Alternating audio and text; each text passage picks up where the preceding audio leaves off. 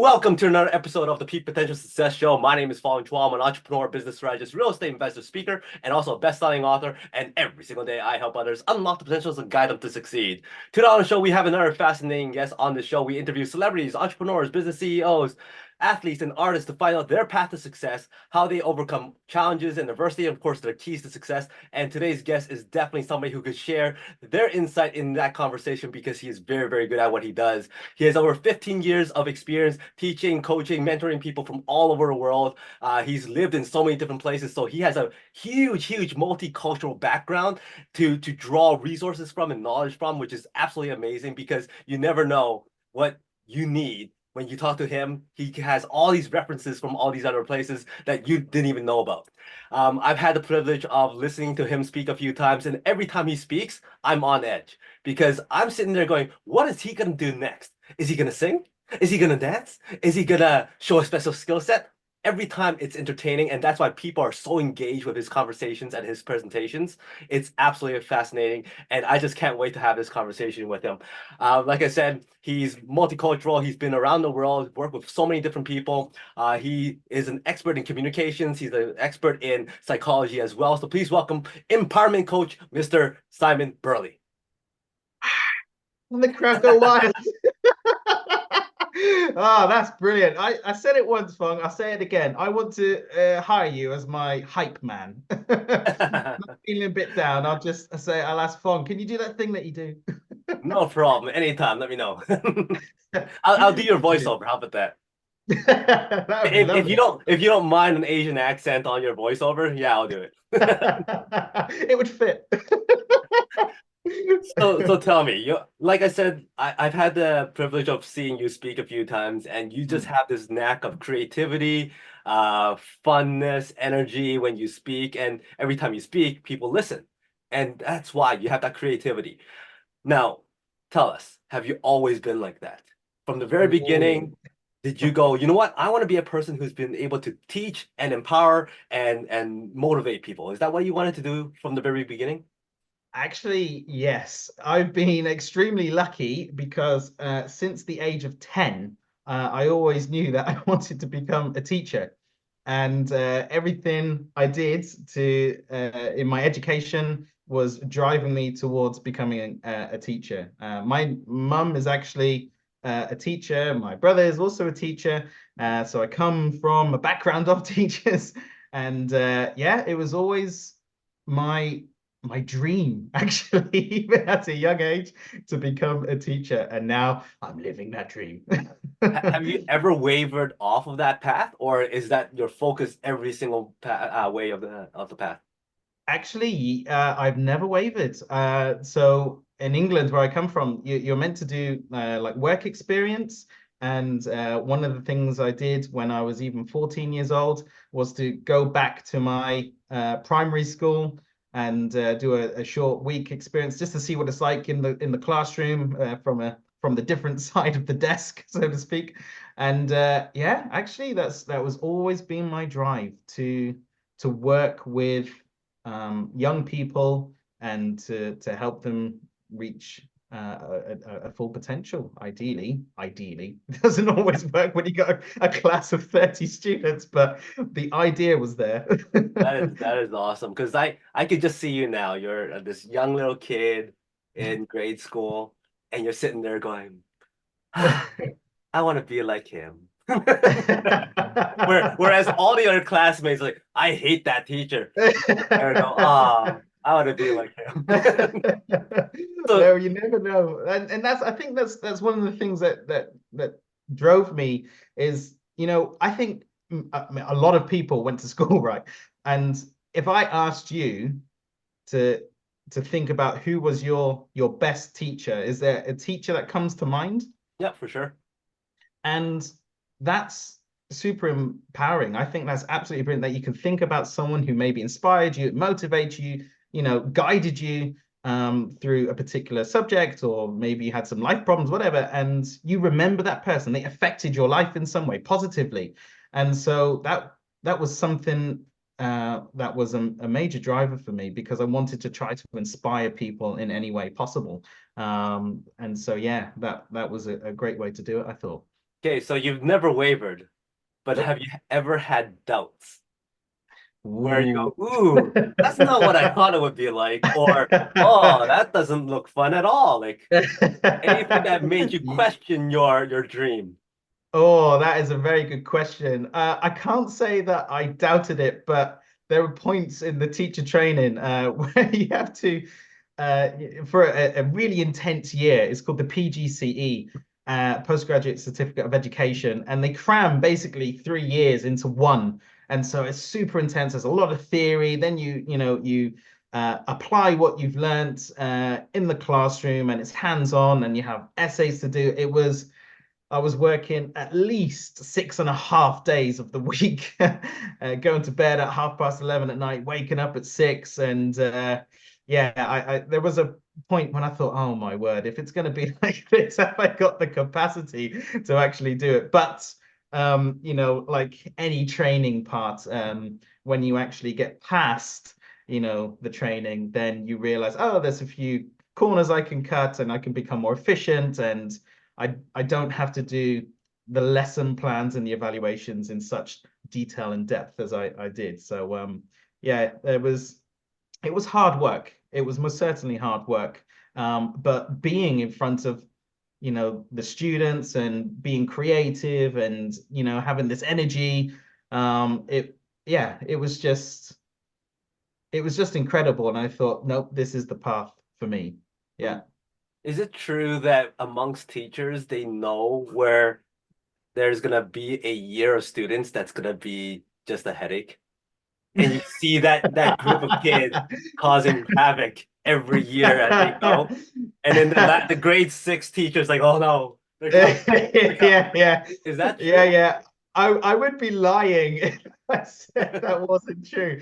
And so if you have for example a secondary school and go 7, 8, 9 and this is one class, and yeah, they've got their interesting dynamics. Let's put it that. That's the most diplomatic way I can put it. And yeah, there's normally this transition at the end of the academic year where the current teacher would talk to the next year teacher and give them the lowdown, and they might like be breaking into a sweat, like, "Oh, just take them now." It can happen like this, yeah. Now, now you've taught all around the world, and you've made the transition from teaching kids Mm. to now teaching coaching adults. Now, there's a big difference between adults and kids and how you deal with adults and kids, Mm. from patience to keeping things civil to Yeah, sure. uh, frustrations. What has been the main difference between adults and kids for you? Ooh, let's have a think here. Mm, I mean, I would say context and environment and how people's behaviors come out is actually very important in the coaching kind of dynamic. It's it's completely different to that of the classroom. And also, there's only one adult that I need to focus on as opposed to up to. I think my record in England was 34 kids in a Oh, classroom, and that's not teaching, that's damage limitation.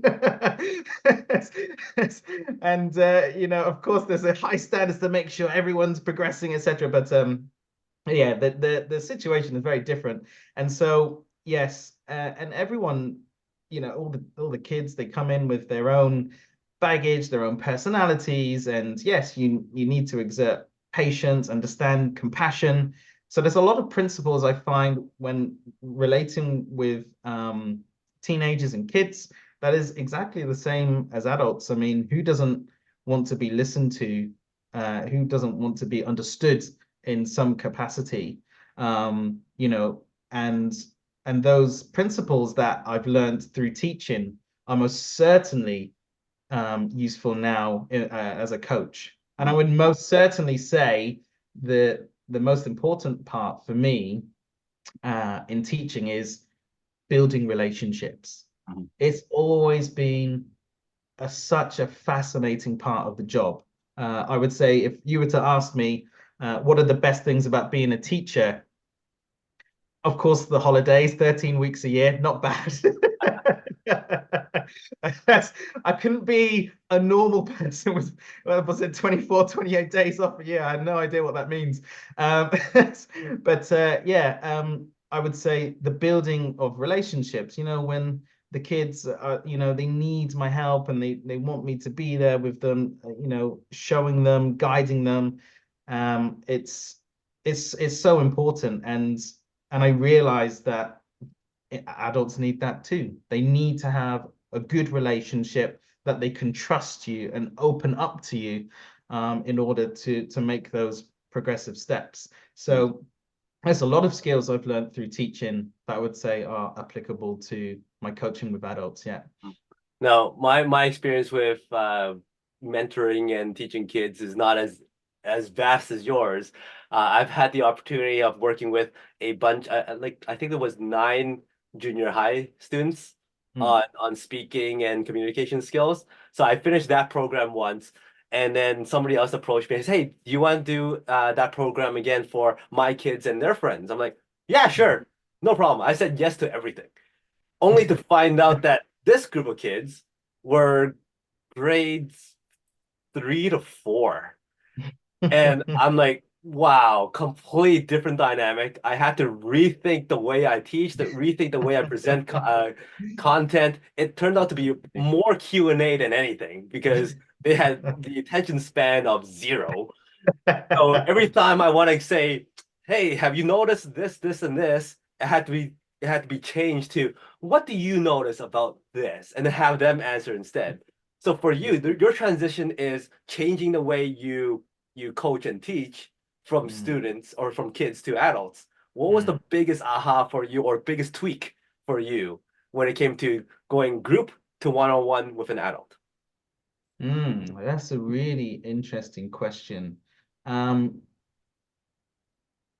so for me, I think working in the coaching dynamic where there's only one adult really allows me to listen deeply, and when I'm coaching someone and they go into a story mode, I'll call it, where they need to, express themselves, explain what's been happening in their life, etc., etc.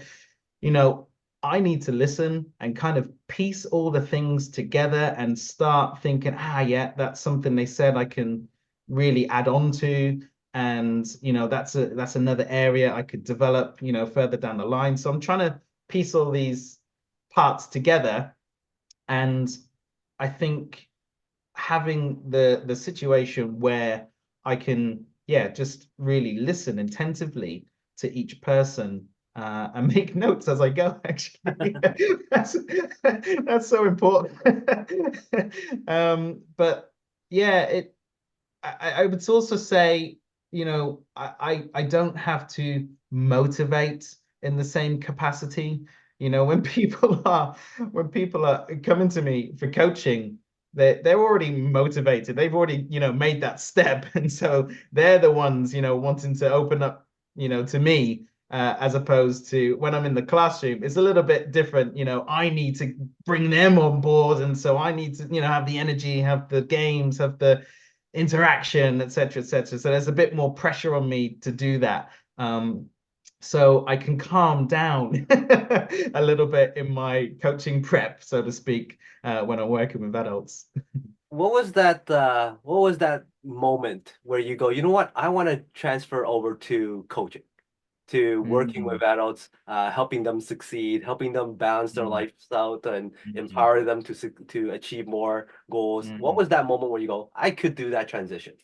Yeah, that's a really good question. So I will be honest because that's what you want. So like I said, my passion, if actually, can I ask you before I answer the question, what are you passionate about, Fong? What What do am you I have passionate? passions in your life? I find that seeing people succeed, helping them succeed is one of my passions. Because Yeah. that feeling of having them achieve things that they never thought possible, and then coming back and say thank you so much. I couldn't have done this without you. That makes me feel like wow, I've made a difference. Yeah. I'm 100% with you on that. The only slight caveat I'll add to that from my own personal experience is I think I'm addicted to connection, connecting with people. I really want to know who they are. I have an interest in people. It's always been the case. And so, yes, I'm completely with you on that. And teaching was a way in which I could manifest that. Mhm. Um, but I must admit, or at least the way in which I work when I'm a teacher, I just give everything. I'm not one of these people to do something by 99%. I have to give 100. Sometimes it's 110, and I have to then dial it back a little bit. And so I thought, wow, it takes a lot of energy from me, and also just because of my disposition and character, it's also been a balance and a learning curve. And then I was thinking, oh, am I going to be able to do this at the age of retirement? Can I do this at probably the age 70 by the time I get there? I'm the tender age of 39, 40 in August. And I've got another 25 years in the game. Can I do that? And I thought, maybe, of course. I mean, but it just interests me that there's not that many teachers, classroom teachers, anyway, that are still rocking it at the age of 65. And there's probably a good reason for that. It's just exhausting. And every single year, even though I've been doing it for 15 years, every single year when I come back after the summer break, I'm just that little bit less rejuvenated, and I thought, yeah, so I need to find another way to go along with my passion. And so I had the ideas, some time ago. Could I use my psychology degree to maybe do a master's, maybe become a counselor or even a therapist? Um, and then the opportunity arose through my own coaching with Stacey McPherson, Happy Life Results. I was a client of hers, gosh, I think maybe 6 years ago, something like this. And I really embodied what she was teaching me. And there came a point when I thought, hold on, I I think I think I can do this. I think I I want to give what I've learned to other people to help them lead a better life. Mhm. That's it. That's really all I want to do is just help people, help them succeed, help them lead a better quality of life, and have a higher potential. It unlock the power within. I mean, you said I was an empowerment coach. I love that because I want to give people the power they probably didn't even realize they had in order to lead that life that they deserve. Mhm. From all the people that you've worked with, has there been a common theme, common reason why people aren't where they are? Yes. I would say that there are a lot of people that um, depend or rely on or attach their internal state to external things happening. Mhm. And so what happens is that maybe in their day-to-day life, they find themselves reacting or feeling in a way that they wouldn't necessarily want to feel if they were given the choice, right? And so there's a lot of people where they have this kind of stimulus response connection, and it makes their lives not as, I would say, fulfilling as it could possibly be. And so what the coaching and what I really try to do is give people that power back, give them the power to choose the optimal state. How would you want to feel if you could choose out of all the things, which one do you want to choose when the things externally happen? Wow, that is the it's not just that, the way in which it then just infiltrates into different parts of my life. I mean, if I'm being honest with you, I always get that little bit emotional when I think about who I was and how I was leading my life to where I am now. And I don't think I should have this Mm. secret sauce. I want to give that to the world and, you know, hopefully then, make it a better place. Of course, that's the big thing. But just, maybe it's one person at a time. And that's maybe all we can ever do, right? I liked how you talked about the emotional aspects of things and how people Mm. feel and how people act. And it's one thing to say it, it's another thing to actually do it and control it. Yes. Yeah. One of the biggest things that we hear is we have to take emotions out of real estate or out of investments because if you are too emotionally involved with it, you might lose everything or you might be too hold it too tight or something like that. Mm. However, it's very hard to separate what you do and your emotions, how you feel.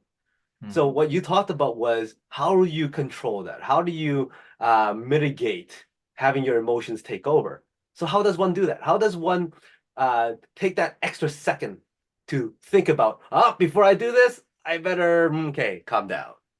Mm. What's your strategy? Yeah. I mean, there is a difference, I think, between in general, the thing that you're talking about, or if you want to talk about maybe specific things that you want to change. So I'll take the latter there. So one thing people come to me for the coaching, I would simply ask, well, what is it that you would like to change, right? And more than likely, there would be an emotional attachment to this thing happening, right? So part of the process would be to understand what the current pattern is. I really need to understand, what their reactions are, how they're thinking, how they're feeling, what's going on, paint the picture. And then I would ask, well, how do you want to change? Okay, what is the desired pattern? And then we need to go into the reasons why.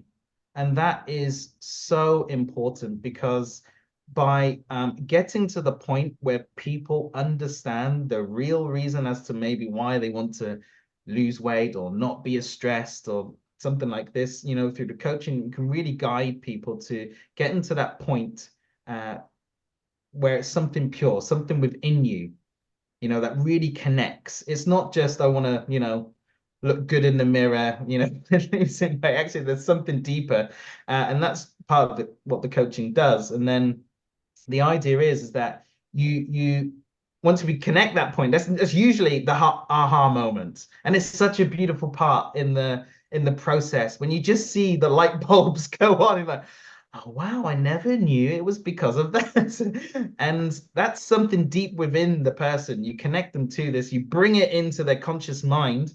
And then once you have that really positive, good feeling, you then need to attach this to what we like to call a nugget. So it's just a short few sentences or a visualization that you pour all of these the good feelings that you have through the coaching, and then the idea is that you would try to refresh this nugget in a neutral state at least 3 or 4 times in the day. And the reason for that is because what you're trying to do is send that subconscious mind a message that this is the direction I want to go in, and it's within me to do that, and it touches on something pure. And so when you do that in a neutral state, rather than using the nugget as a way of, I'm feeling a bit down, I'll look at my nugget to get all my positive thoughts. No, it doesn't work because what you're doing then is making the association to this visualization and the way in which you're feeling to that, and then it's not going to be a magic wand and suddenly I feel great again. No, it doesn't work like that. And so you constantly do this. And so going back to your question, because I didn't forget about it, it means then when the situation occurs where you would normally react, maybe negatively stressed, whatever, you are much less likely to react in the same way because you've already been sending that message to the subconscious that there is another way for you. And by just having it in your mind, something you're engaging with on a daily basis is so important to change. And then when the situation does occur, you are less likely to.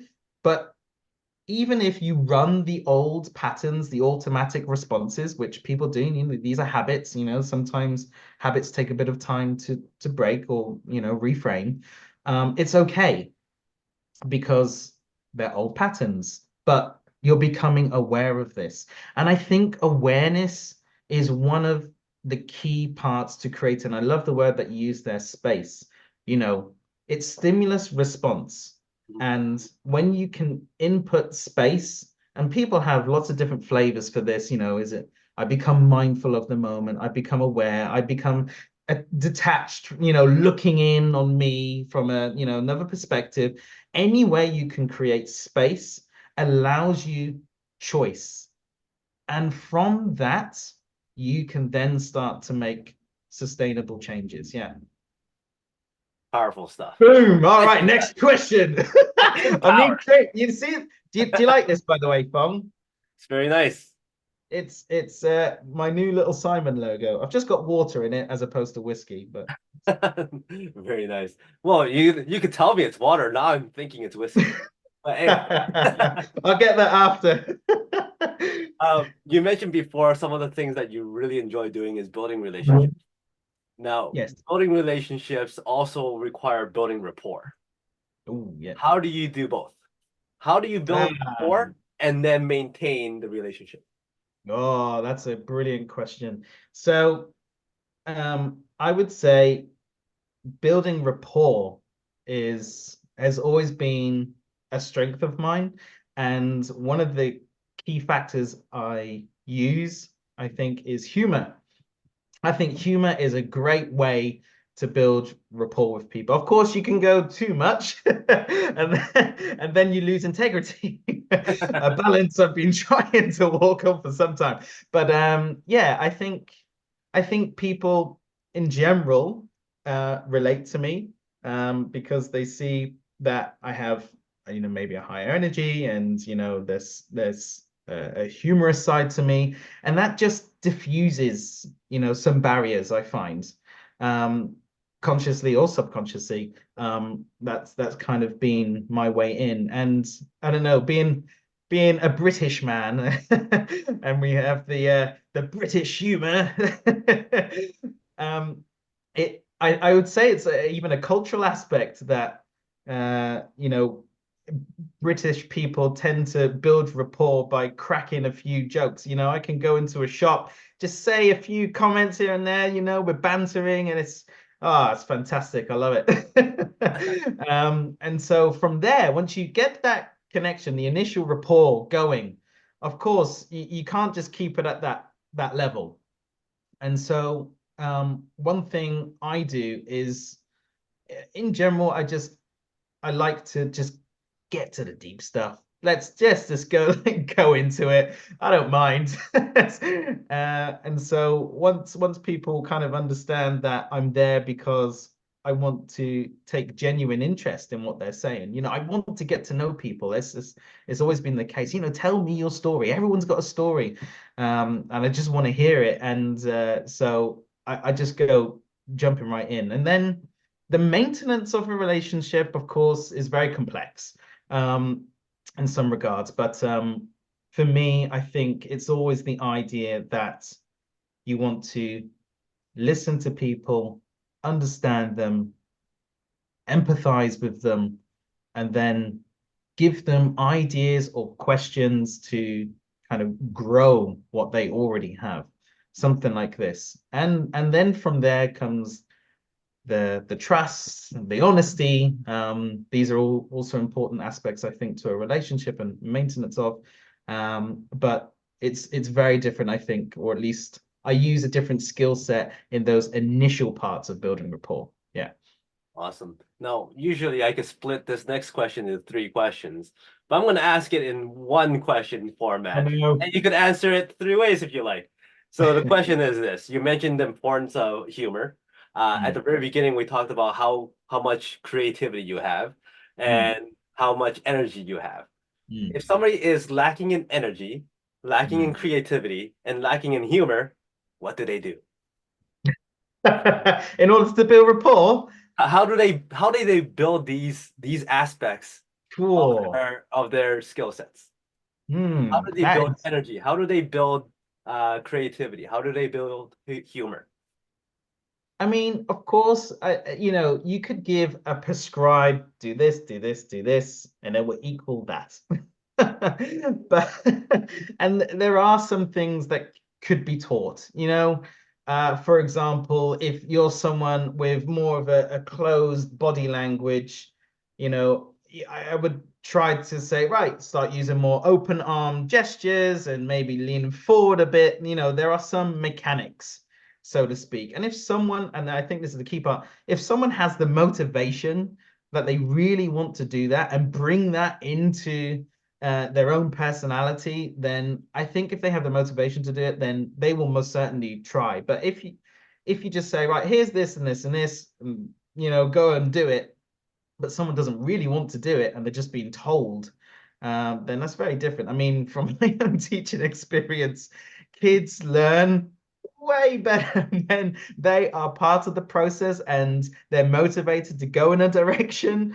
And rather than me just standing at the front and telling them to do this, do that, write down this is going to be on your test, it just doesn't work in the same capacity. Of course, if you have the ability to remember something and rote rehearse then and regurgitate it onto a piece of paper, it's very different. But yeah, I would say someone needs to have the real motivation, intrinsic motivation in order to go in either one of those paths to bring it into their personality. Very well done. I'm gonna have one more formal question for you, Mm. and that question is: you're given a few minutes to share with the world one message that you want everybody to remember Simon for. What's that message? Good question, Fong. So my message is actually very simple. So as a coach and as someone who has gone through the process of leading a not unfulfilling life, but a life that was very much up and down, internally, I've now unlocked something that I think or I know I can give to everybody. So if you are someone listening to this and you're still here, I would say if you're someone who wants to choose and have the power to be in the optimal state, no matter what's happening in your life, to have that power to choose, then I can help you through coaching, and you can get in contact with me on Facebook or Instagram. It's Simon Burley. Check me out. And yeah, I just want to help people. There you go. That's it. It's very simple. Nicely done. All right. So before I let you go, I got a few rapid fire questions for you. Give me the first thing. All right, here we go. All right. Your Hollywood calls and says, Simon, we love your story. Boy, it's gonna make a great biopic. All Who right. would you cast to play you? Oh, what's that guy from Slumdog Millionaire? Dev Patel. Dev Patel. He just needs some glasses. We All right. have a lot of similarities. Nicely done. Uh, Patel shows Basically, up the only real Indian guy in Hollywood, I would say. at so he shows up at your door and goes, "Hey Simon, I casted. It's gonna be great. Let's get to know each other. Let's hang." And you go, "No problem. I got the whole night planned out for us to get to know each other." What does that night look like to you? Is he coming to my house in Bern, by the way? Yeah. All right. Then I have to take it. Ah, okay. Me and Dev Patel on the streets. Brilliant. Well, actually, I live in Bern, Switzerland, and I I genuinely believe this is one of the most beautiful cities that I've traveled to across most certainly Europe, if not the world. And I've been to many, many places across the world. It's quaint, it's beautiful. It has this you won't believe the color, but it's like crystal blue turquoise river, glacial water, and you can one of the best things you can do actually is for free. because not many things in life, let alone Switzerland, are for free. You can blow up your little rubber dinghy and set sail down the river. And you can have drinks and music and things like this. And it's like for 3.5 hours or something like this. And you can jump in the water, it's no problem. And we could do that. And then you moor up on the side and you get yourself a little barbecue spot, and you can have some drinks and some grilled sausages or whatever. That is one of my best things to do in the summer. So me and Dev Patel are going to be doing what's called the Aare BURLEIGH, which means the Aare is the river, BURLEIGH means boat, I think. And yeah, we're gonna do that, and then I'll treat him to an ice cream if he's nice to me. Very nice. You walk to the restaurant that you're about to walk in, Hmm. and he goes, I don't feel this. I'd rather something home cooked. And Hmm. you go, no problem. I could whip that up right away. So what's that special dish that you could whip up for a special guest? Oh, you're opening a can of worms when you're talking to me in food. That's another one of my passions. Oh no, I'm in trouble. But I think doesn't Dev Patel come from India? I'm not quite sure. But I won't do Indian then. But I will do Thai. I like Thai food. I lived in Bangkok for 4 years. And so, oh man, I can just even start thinking about Thai food. What am I going to do? I do love what's called a papaya salad. It's called som tam Thai. Some sticky rice, kaniao, and pupang phai deng, which means stir-fried morning glory. It's like this green vegetable and garlic oyster sauce. Oh, it's good. And then a grilled chicken, gayang. So oh God, I want to do that now. Very nice. Get Dev round here. I can't wait to be invited. There's not going to be much left, I'm afraid, Fong. Okay, I'll take my chances. Um, he then leans over and goes, you know what? I want this biopic to be very, very special and true to you, authentic. Is there any special talent that not many people know about that you could tell me right now so I could start working on it? Right. A special talent that I have that Dev Patel is going to start doing in the background. A special talent. Yes, of course. I'm, in my panic then for a split second, not that you could see what was going on in my head, I thought, oh no, what can I do? What can I do? And I thought, I can do this with my finger. It's like a really weird thing I could do with my finger, but that's not the answer I'm going to give you. And then I realized at the very last split second, I realized, oh yeah, I'm actually a swing dancer and I've taught Lindy Hop for quite some time. So he needs to get dancing and learning his triple steps. I was So, envisioning you in a grade school talent show, and oh. they're like, please welcome up Simon Burley. And you walk up and do that hand, and you go, and you walk off. Anyone? Anyone? Anyone? No, no Yeah. applause, no encore. Okay. You Ooh, don't want tough to see it crowd, again? tough crowd. Yeah, shall I do it again? Uh, Yeah, my last question, give me a number from 1 to 4. yeah. 4. 1, 2, 3, 4. So Okay. I assume you know what tidy whitey is. A tighty whitey. Yeah, I think it's like a vest thing that you. Is it a Not tidy really whitey? Or no, tight. or underpants. There you go. All So right. if you had to use tidy whities as a metaphor for success, how is success like tidy whities? How is success like tighty whities? Oh my word. Where do you come up with these? Do you like at 3 o'clock in the morning? I thought I can't wait to put tighty whities in. I To, to, guarantee, to be Fong, honest if with you, all of those I grabbed 4 things and I had tidy whitey here. And when you said 4, I purposely counted from this way.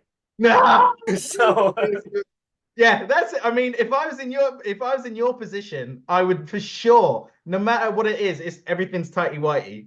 oh no, it's not. I'm not that mean. I got Lego and chalkboard and cast, so Okay, I just knew a tighty 50-50 whitey. chance you would have gotten Tidy Whitey, so I really wanted to hear it. You could have been nice to me though, Fong. Oh, you're showing your true colors. Okay. Success like a tighty whitey. Oh my word, you real I mean, I've got to be PG as well. I can't, say rude things on your lovely podcast. Come on, I can think of something here. Tighty whiteys. How is success like tighty whiteys? Um, okay. Sometimes, in order to be successful, you just have to tighten up on things in your career path and focus in on them and prioritize them in order to get to the next steps. There you go. How about that? You and your And making tight. sure it's clean, legal, and legit. Oh, I could have Nice given and you another purified. answer, but I'll leave it at that. Nicely done. So that's how success is like tiny whities. Any final words from you, and how do people get in touch with you? How do people get in touch with me? Yeah, so as I said, Simon Burley on Facebook and Instagram for now, but in the future, I will be doing podcasts, much like yourself. Maybe we could, yeah, I'm going to tighty whitey you as well.